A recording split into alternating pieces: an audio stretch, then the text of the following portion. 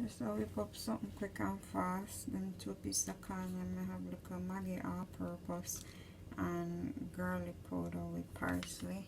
This to be exact. And chiffon butter. Yep.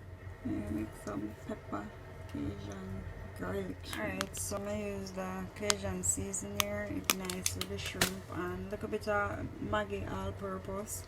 The garlic powder with the parsley. A good amount of this guys. I like it spicy. Little paprika and I just go saute a little fresh thyme and garlic in a little chiffon butter and toss it in there.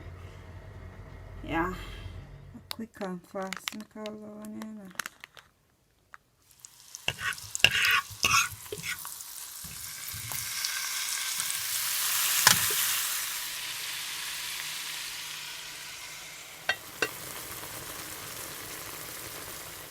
So now I'm gonna let it stay for a couple minutes and suck up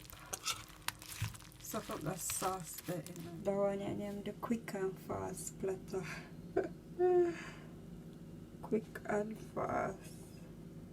Listen to this.